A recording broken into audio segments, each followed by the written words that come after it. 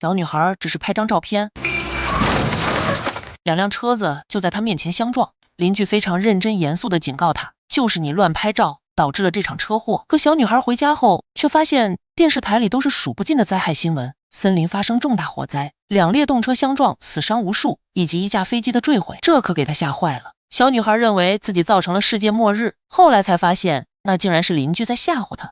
于是小女孩悄悄地爬上邻居房顶，在足球比赛的关键时刻，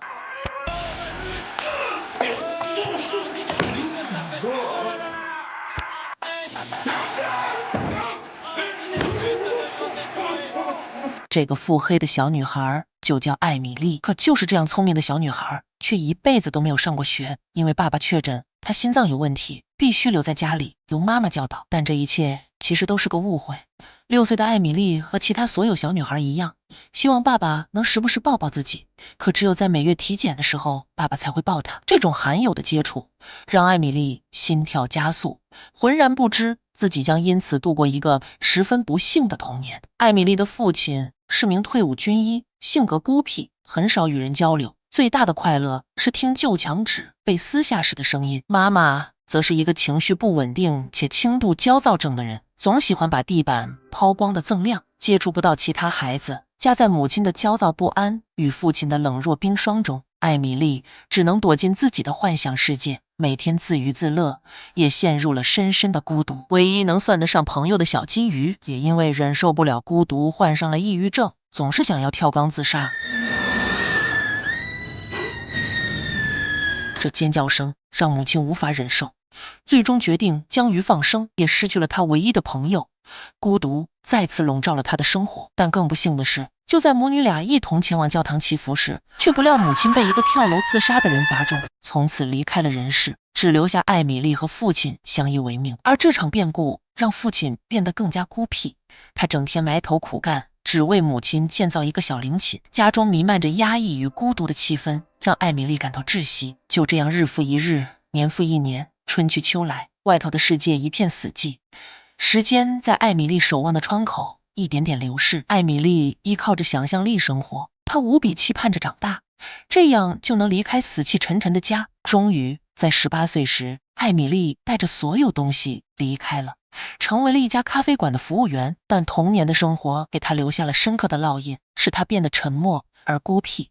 她常常独自躲在房间里，静静观察着邻居们的一举一动。有时候她会站在城市的高处，俯瞰着下方的繁华，通过自问自答来寻找片刻的慰藉。并且艾米丽发现每个人都有自己的癖好，果子店长喜欢看男人哭泣，诗意作家痴迷斗牛士，被牛角戳中，柜员总爱幻想自己生病，同事则经常卡手指，同事的前男友会偷偷在桌底捏塑料泡泡。艾米丽甚至发现有些猫咪和小孩一样，也很喜欢听大人讲睡前故事。而从来都是一个人的艾米丽同样有些独属于自己的小乐趣。她喜欢趁人不注意把手插进米堆，喜欢收集合适的石头，然后独自去河堤上打水漂，喜欢敲碎烤布丁表面的脆皮，喜欢在电影的高潮回头，然后缩在黑暗中观望别人的表情，以及每周末回家探望父亲时给路边的流浪汉钱。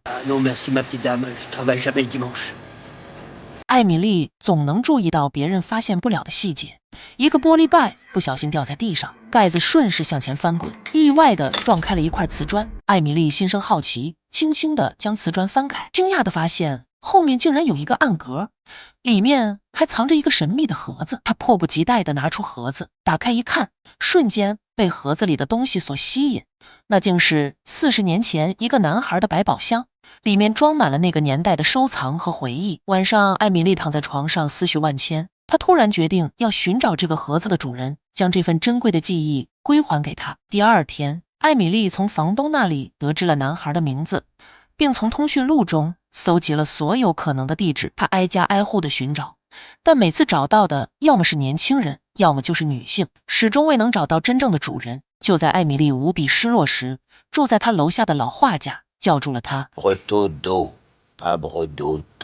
原来艾米丽从一开始就弄错了名字，老画家还有一个称呼叫做玻璃人，因为天生疾病，他的骨骼像水晶般易碎，就连最简单的握手都有可能捏碎他的手掌，所以家里所有家具都被软布包裹了起来。玻璃人和艾米丽有些像，艾米丽5年间，除了工作和探望父亲，从未主动出过家门。而玻璃人是一辈子都从未出门，他嘴上说讨厌外面世界的庸俗小人，却热情邀请艾米丽进屋。他用20年的时间来画一幅画，他唯一无法把握的人物就只有这个拿着水杯的少女。她在画面中央，却仿佛身在别处。但艾米丽却说，画中的小女孩也许从来都没有朋友，才会显得如此格格不入。这句话似乎点醒了这个老人。随后，他便将凯尔的地址交给了艾米丽。凯尔像往常一样去市场买菜。突然，他听到身旁的电话亭在响。当他接起电话的时候，对方却挂断了。就在他满脸疑惑的时候，发现旁边放着一个似曾相识的铁盒。当他打开一看，童年的宝藏失而复得，尘封40年的记忆如潮水般涌上心头。铁盒承载着他童年的梦想，家庭的温馨，学生时代的快乐，这些足以证明这份礼物的珍贵。躲在暗处的艾米丽观察着他的一举一动，嘴角不自觉地微微扬起。他的善举让那个男人重新找回了生活的意义，这使艾米丽得到了前所未有的满足。从那一刻起，他的世界焕发出新的色彩，在他内心深处，一股注视救人的情怀油然而生。艾米丽开始用自己的方式将爱与温暖播撒在生活的每一个角落。她主动扶盲人过马路，为他描绘着街上的每一个细节，车水马龙的街道，熙熙攘攘的人群，五彩斑斓的店铺。在他的讲述中，盲人仿佛能够看见这一切。这一刻，盲人的眼中闪烁着从未有过的光芒。艾米丽回到那个多年未曾踏足的家，她想让父亲多出去走走，感受生活的美好。然而孤僻的父亲却对此毫无兴趣，总是沉浸在自己的世界里。于是这天晚上，艾米丽偷偷地将母亲灵前的小矮人撬走。很快一段时间后，父亲便有些坐立不安，似乎不再那么冷若冰霜。父亲的话开始多了起来，他开始关心起艾米丽最近的生活，也开始关注外面的世界发生了什么。因为父亲竟然收到了小矮人寄来的照片，拍照的地点更是远在莫斯科。或许他早就想出去看看，父亲感到不可思议。接下来每隔一段时间，父亲都会收到一张小矮人寄来的照片，也开始有所期待。他似乎正在替他完成曾经的梦想，但其实是艾米丽拜托那位常来店里的空姐，每当在一个地方落地，就为小矮人拍一张照片寄给父亲。尽管艾米丽此刻的工作充实且忙碌，但每当夜幕降临，那份孤寂感总会不期而至，悄悄占据她的心头。她内心深处渴望着被爱的温暖，期盼能有一个人与她携手，共度每一个平淡却温馨的瞬间。这天，艾米丽在归还小矮人时，一个男人的身影意外闯入了她的视线。他正俯身在照相亭下认真翻找着什么。就在男人抬头的一刹那，艾米丽的心跳瞬间加速，一种莫名的情愫在她心中悄然滋生。尼诺的童年和艾米丽恰恰相反，在艾米丽苦于无法接触到其他孩子时，尼诺则希望自己的朋友全部消失，因为他们总是会欺负自己。班级上的垃圾桶几乎是尼诺的梦魇。然而男人的目光并未在他身上停留，而是起身直接越过了他，迅速地向着一个光头追去。艾米丽不由自主地也跟在了身后。眼见光头驾车离去，男人赶紧骑上摩托追赶，却在避让迎面而来的车时不小心掉了一个包裹，正好被追上来的艾米丽捡到。打开包裹后，发现里面是一本奇怪的相册，收藏的都是一些别人撕掉遗弃在照相亭下的照片，这让她感到十分好奇。玻璃人说，这是个幽灵，害怕别人遗忘他，所以才会试图留下自己的足迹。好奇心驱使着艾米丽想了解相册的主人，但从艾米丽小时候起就一直生活在自己想象的世界，她想放下内心的防备又是如此的艰难。但在玻璃人的鼓励之下，艾米丽又有了奇妙的念头，于是她设计了一个游戏，让尼诺找到自己。丢了相册的尼诺到处贴着寻物启事，于是艾米丽按照上面的地址找了过去。他从相册找出一张照片，夹在尼诺的摩托车上，让他明天下午在游乐场的电话亭见。可当尼诺准时赴约时，却只是接到了一个路人递给自己的电话。Suivez les flèches bleues, monsieur Quincampoix. 啊，沿着地上早就准备好的箭头，尼诺一路向山顶走去。他越来越好奇，究竟是怎样的女孩捡到了相册。直至走到一处雕像前，尼诺再也没有看到箭头的影子。这时，一个小孩突然对他说： Monsieur, quand le doigt montre le ciel, l'imbécile regarde le doigt. 尼诺感到有些莫名其妙，他顺着雕像手指的方向，发现这里刚好有一个望远镜，而望远镜就正对着那个捡到自己相册的女孩。女孩将自己捂得严严实实，没有露出一丝真面目，确认了相册完好无损。这时，艾米丽又打来电话，她让尼诺翻开相册第51页。尼诺照做后发现，里面是他用照片留下的信息，上面写着：“你想不想见我？”第二天，尼诺用相同的办法回应了艾米丽，他四处张贴寻人启事，上面写着：“在哪里？什么时候？”艾米丽看到之后，立刻走进一家派对服饰店，置办了一身道具服，然后来到照相亭，为自己拍下了几张照片。几天后，尼诺如往常一样在照相亭下面翻找，却意外地发现了艾米丽留下的照片。他将照片小心翼翼地复原，上面清晰地写着他们的约会地点和时间。但尼诺迟到了。对于艾米丽来说，只有2种可能：第一是尼诺没能找到照片，第二是尼诺找到了照片，但没有时间完成拼图，因为3个刚抢完银行的流氓惯犯挟持他作为了人质。在所有警察穷追不舍下，劫匪成功从围堵中逃脱，不过路上发生了车祸。当尼诺醒来时，已经丧失记忆。一个有前科的司机顺路载了尼诺一程，误以为尼诺是个越狱犯，又起歹念，把他偷渡去了伊斯坦布尔。在那，尼诺遇到了一群阿富汗极端分子，他们一起去了俄罗斯偷核弹，但他们的卡车在边境触发地雷。作为唯一生还者，尼诺被当地牧民收留，并变成了个失去了所有记忆的傻子。这样的男人，艾米丽认为不要也罢。结果下一秒，尼诺便推门而入。当他从艾米丽身边走过时，却没有认出他。艾米丽静静地站在尼诺身后，偷偷地观察着他，心中幻想着他能够恍然大悟，突然认出自己。可当尼诺拿出照片，询问他是否是照片中的人时，艾米丽却没有勇气承认，转身就逃走了。他害怕自己会受到伤害，但又不想就这样错过，内心充满了纠结和不舍，于是写了一张纸条，让同事偷偷放进他口袋里。没有见到艾米丽，尼诺只好失望地离开了。回去后，他才发现口袋里的字条：车站售票厅的照相亭，星期二下午5点。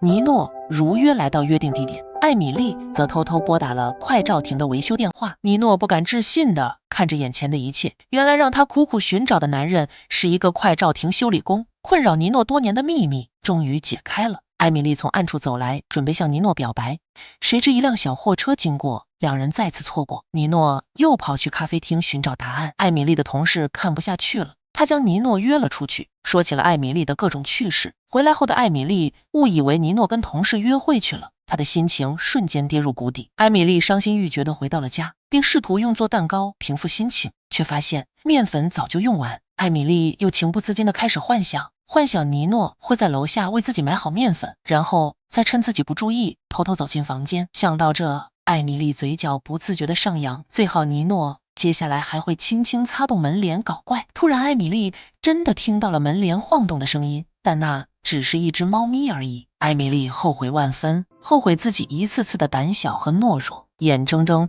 让原本属于自己的幸福溜走，那些幻想中的美好画面也永远不会发生。艾米丽的泪水一滴滴滑落，艾米丽的心随着门铃声响起的同时骤停，门外竟传来了尼诺的声音。她见屋内没有任何回音，于是写下了一张纸条，上面写着：我还会来的。看着尼诺离开的背影，艾米丽又开始痛恨自己胆怯。这时电话铃声响起，是邻居老人打来的，他让艾米丽去房间打开电视录像。Voilà, ma petite Amélie, vous n'avez pas des os en verre. Vous pouvez vous cogner à la vie. Si vous laissez passer cette chance, alors avec le temps, c'est votre cœur qui va devenir aussi sec et cassant que mon squelette. 听完后，艾米丽恍然大悟，她和玻璃人是如此相像，如果她继续犹豫，那么她的结局将命中注定。可此时楼下早已空无一人，艾米丽焦急地打开房门，殊不知与正要按门铃的尼诺撞了个正着。尼诺想要说些什么，但艾米丽抵住了尼诺的嘴巴，她将他带进新房，然后依次吻在他的左上唇、右脖颈和左眼上。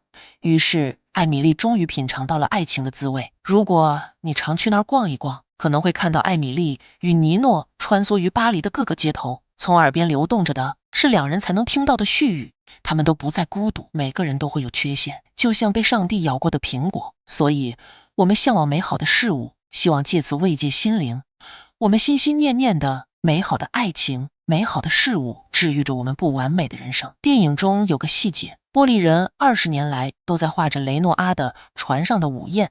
画中最难揣摩的是那个画面中最无足轻重、最不起眼的一个女子，也正是在生活中不起眼的艾米丽，悄悄改变着一切，不断地为身边的人提供帮助。她虽然不是天使，却有着天使般的美丽。生活也许不尽如人意，如果注定孤独，那就用爱去面对整个世界。或许某一天，我们足够幸运，就像艾米丽一样，收到这个世界回馈的爱意。